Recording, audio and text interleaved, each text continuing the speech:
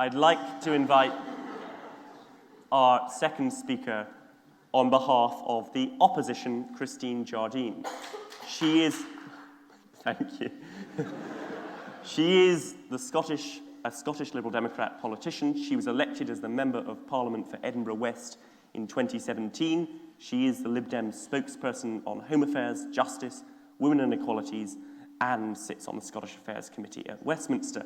I'm delighted also to say that tonight we have students from Edinburgh attending the Union from Boroughmuir School, which is actually in the Edinburgh South constituency, but they came in for a debating workshop earlier, and they may ask for a point of information. Christine, you have the ear of the House.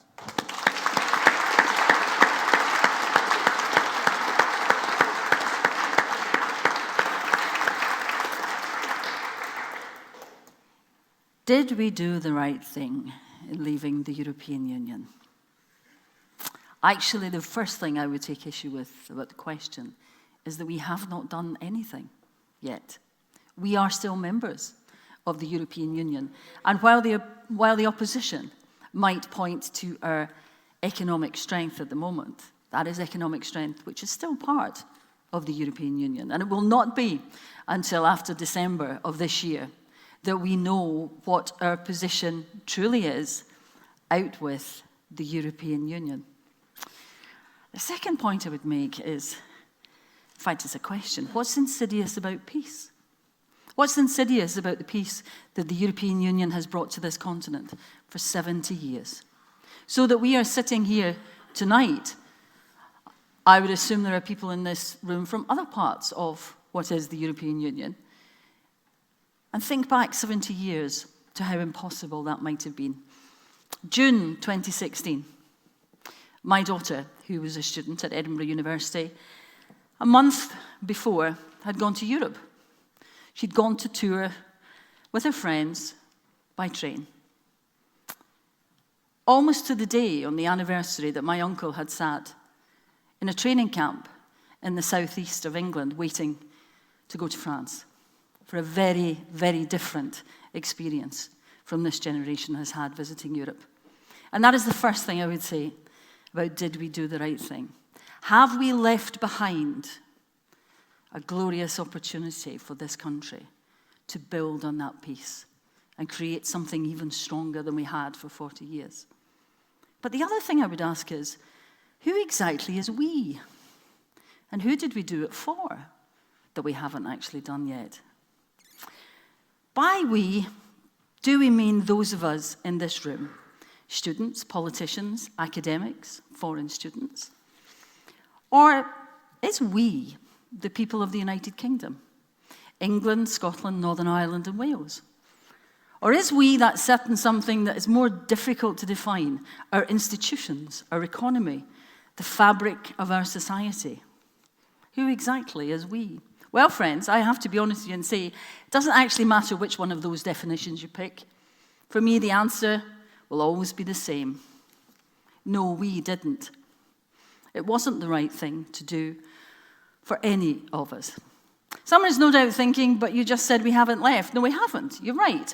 But already we are seeing the evidence everywhere that this is not going to be any glorious victory parade of that fabulous mythical trophy that the Brexiteers promised us. Oh no, this is going to be much more painful than that. Let's take that first category, those of us in this room.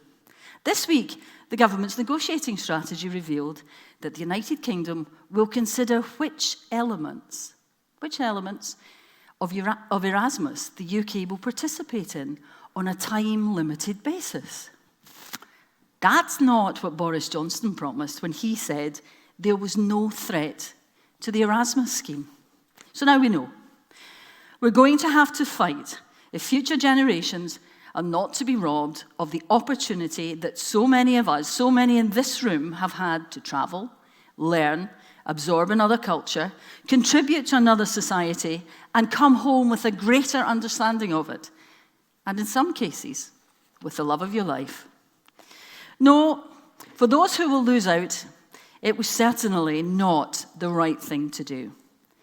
But there's another thing about those of us who are here, those of us who perhaps come from a different part of the United Kingdom.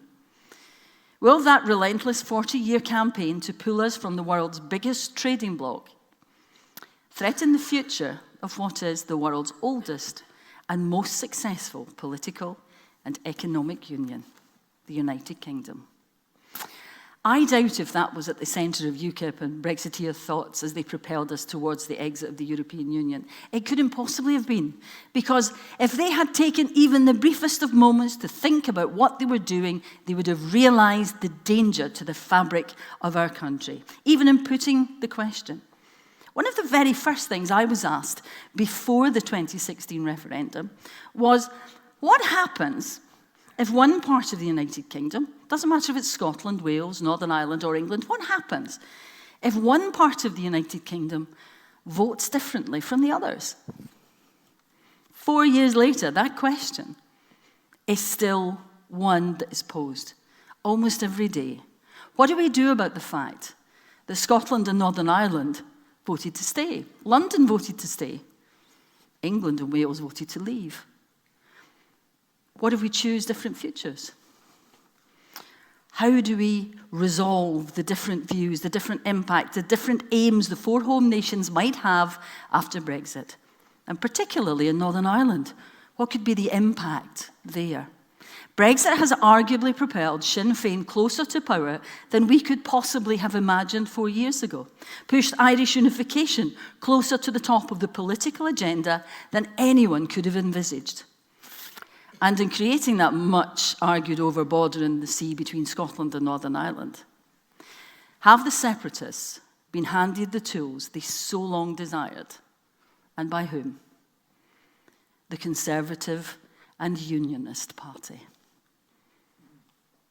Yes, it's ironic, isn't it? It's even more ironic if you're a Scot and you listen to the argument and you hear the Conservatives argue that national self-determination is all, sovereignty is all, take back control, leave the European Union, break it up, against the Scottish nationalists who argue national sovereignty is all, control, take back control, leave the United Kingdom. The same argument from different sides. And then they argue the other way.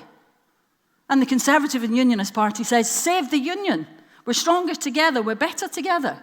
And the Scottish nationalists say, no, break us up. Break us up. It's completely and utterly illogical.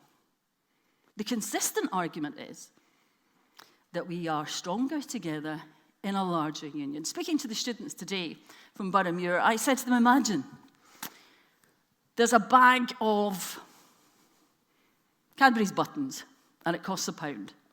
You have 50 pence, I have 50 pence. Between us, we can't afford that packet of buttons. But join forces, and you can. Now, that's a bag of sweets. That's a simple explanation. But it applies throughout the world. It applies in economics. It applies to everything in life. You are stronger together. And what about our trade that the Conservatives and the Brexiteers have made such a fuss about? Well, after 4 years of uncertainty, our companies are crying out for something that will lay out the reality of the European Union and leaving it. Last year, there were ships loaded with crates and barrels of whiskey which left Scotland for Japan just before one of the proposed dates of exit from the European Union. And they left this country not knowing what the tax would be when they got there, what the labels would have to say, and what actually they could be described as, because there is no certainty about having left the European Union. We cannot answer this question because we do not know. And just this week, our farmers have told us that they could be facing a disastrous situation if we leave at the end of December without a deal. Our fishermen are so invested in what they were told about the end of the common fisheries policy. And believe me, I lived in Aberdeen for a decade, and there are no 3 words in the English language more hated than common fisheries policy in Aberdeen. But now, those fishermen find themselves betrayed by the very people who persuaded them to vote to leave the European Union, because they do not know what the fisheries quotas will be, what the agreements will be. We have nothing. So tonight, faced with the question, did we do the right thing? We cannot possibly say yes, because we do not yet know. what the impact of that decision will be. Not just on our trade, not just on our immigration, although it's becoming emigration because 140,000 people left this country, 140,000 British citizens left by September of this year. We are going to cut immigration so that 90,000 of what Priti Patel calls low-skilled workers, people who work in our restaurants, our hotels, look after our elderly, work in our social care system, they will not be able to come here and provide the contribution to our society that they have for 40 years. All of these things are gone. All of these things will have an impact on your life, on my life, on our futures. So the answer to the question, as I say, has to be no. Did we do the right thing? No. We do not even know what the thing is yet. Thank you.